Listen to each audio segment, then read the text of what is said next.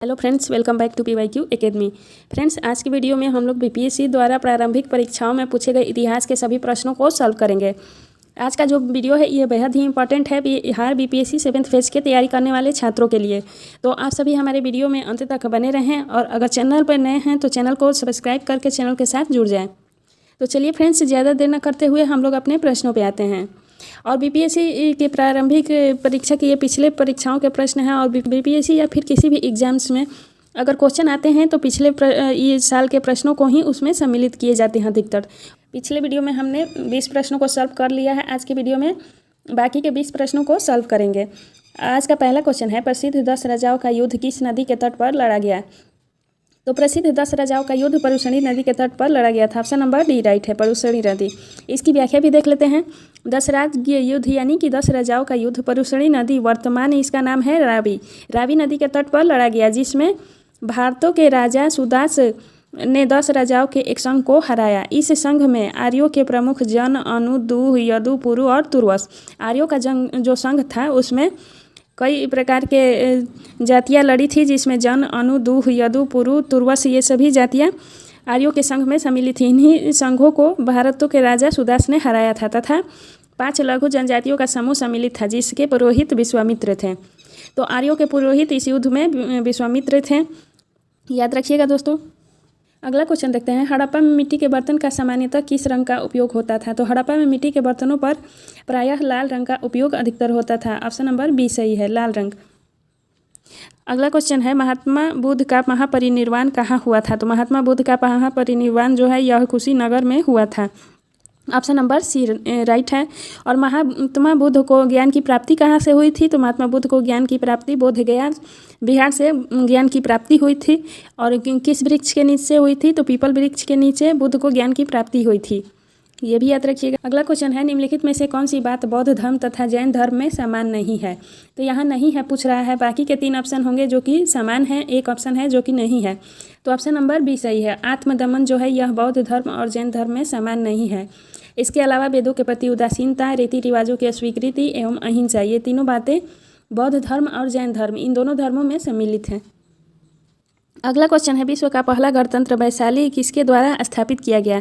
तो विश्व का पहला गणतंत्र वैशाली लिच्छवियों के द्वारा स्थापित किया गया था। ऑप्शन नंबर सी राइट है, लिच्छवी। क्वेश्चन है, इंडिका का लेखक कौन था? तो इंडिका का लेखक मेगास्थनीज था। मेगास्थनीज किसके दरबार में आया था? तो चंद्रगुप्त मौर्य के दरबार में आया था। यह सेलुकस निकेटर का राजदूत था। अगला क्वेश्चन है, किस अभिलेख में रुद्रदामन प्रथम की विभिन्न उपलब्धियां प्रचलित है?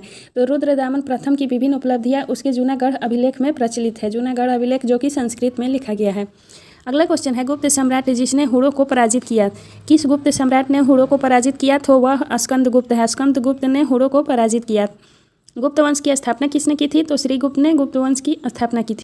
अगला क्वेश्चन है, कलहन की पुस्तक का नाम क्या है? तो कलहन की पुस्तक का नाम है राजतरंगिणी। कलहन ने राजतरंगिणी पुस्तक की रचना की थी। ऑप्शन नंबर डी राइट है। इसकी व्याख्या भी देख लेते हैं। कलहन ने राजतरंगिणी में कश्मीर का इतिहास लिखा है। राजतरंगिणी की जो रचना की है उसमें कश्मीर का इतिहास लिखा है। इस ग्रंथ की रचना कलहन ने जय सिंह यानी कि कश्मीर के शासक जय सिंह के काल में लिखी थी, जो कि 1127 से 1159 तक जय सिंह का कार्यकाल था। चंद्रगुप्त मौर्य के प्रधानमंत्री चाणक्य ने राजनीति शास्त्र पर प्रसिद्ध ग्रंथ अर्थशास्त्र की रचना की थी। अगला क्वेश्चन है, उदंतपुर शिक्षा केंद्र निम्न में से किस राज्य में अवस्थित था? तो उदंतपुरी शिक्षा केंद्र बिहार में स्थित है। ऑप्शन नंबर बी राइट है, बिहार। इसकी व्याख्या भी देख लेते हैं। उदंतपुर, जिसे उदनापुर भी कहा जाता है, प्राचीन काल में एक प्रमुख शिक्षा केंद्र था। यह बिहार राज्य में अवस्थित था तथा इसकी स्थापना पाल वंश के प्रथम शासक गोपाल ने की थी। तो फ्रेंड्स याद रखिएगा, उदंतपुरी विश्वविद्यालय की स्थापना पाल वंश के शासक गोपाल ने की थी। और पाल वंश के शासक धर्मपाल ने किस विश्वविद्यालय की स्थापना की थी? तो धर्मपाल ने विक्रमशिला विश्वविद्यालय की स्थापना की थी। इसके साथ ये भी एक क्वेश्चन है कि नालंदा विश्वविद्यालय की स्थापना किसने की थी? तो नालंदा विश्वविद्यालय की स्थापना कुमारगुप्त ने की थी। अगला क्वेश्चन है, नालंदा विश्वविद्यालय की स्थापना का युग है। तो नालंदा विश्वविद्यालय किसके शासनकाल में स्थापित किया गया? तो गुप्त वंश के शासक काल में स्थापित किया गया था। इसकी स्थापना कुमारगुप्त ने की थी। अगला क्वेश्चन देखते हैं, किस काल में अछूत की अवधारणा स्पष्ट रूप से उद्धृत हुई थी?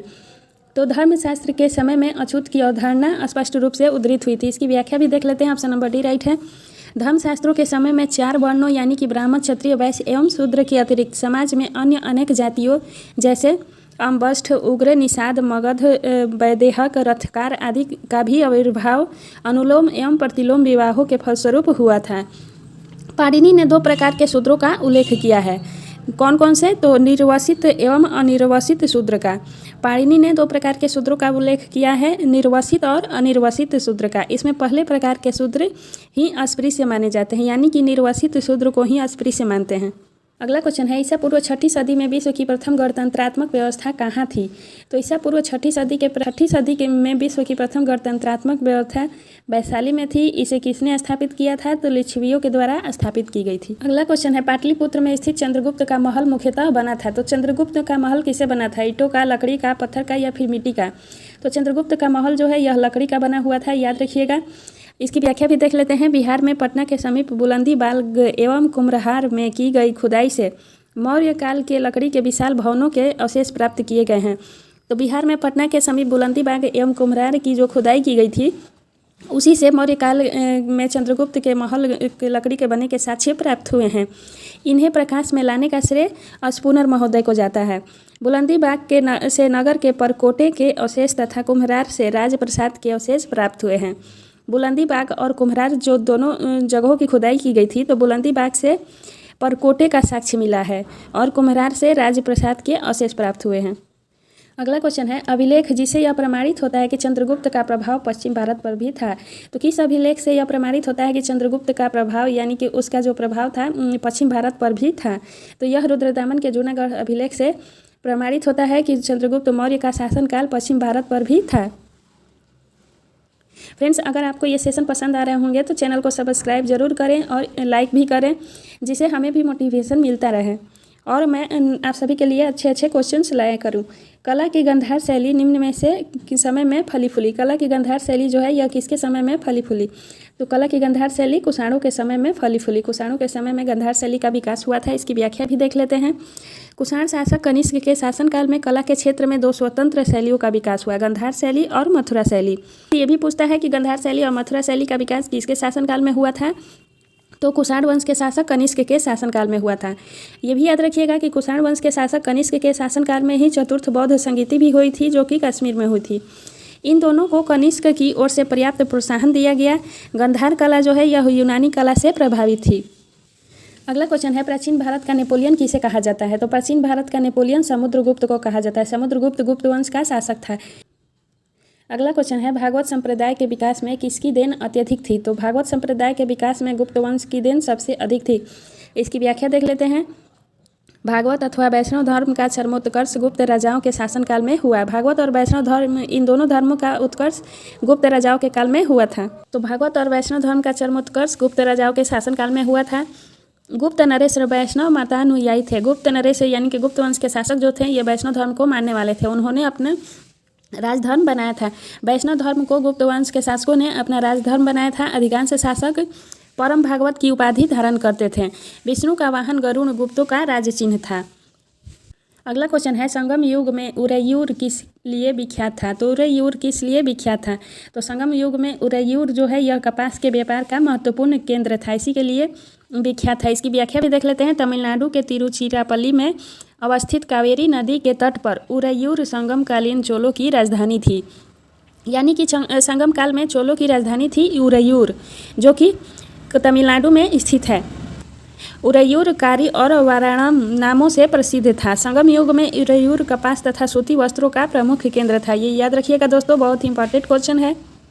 आज का अंतिम प्रश्न है, नगरों का क्रमिक पतन किस काल की एक महत्वपूर्ण विशेषता थी? तो नगरों का क्रमिक पतन किसके काल की महत्वपूर्ण विशेषता थी?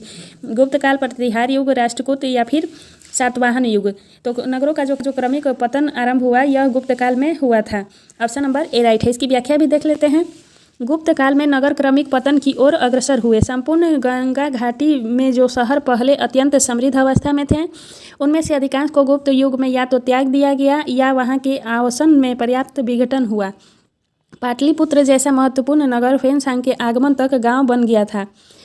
सोचिए, पाटलिपुत्र जैसा महत्वपूर्ण नगर जो था वेहनसांग जब आया था उस समय यह एक गांव की तरह बन गया था। मथुरा जैसा महत्वपूर्ण नगर कुम्हरार, सोनपुर, सहगौरा और उत्तर प्रदेश के गंगा घाटी के अनेक महत्वपूर्ण केंद्र हारास में प्रमाण प्रस्तुत करते हैं। तो इन सभी नगरों का पतन गुप्त काल में प्रारंभ हो गया था। तो फ्रेंड्स, आज के सेशन में इतने ही प्रश्न थे।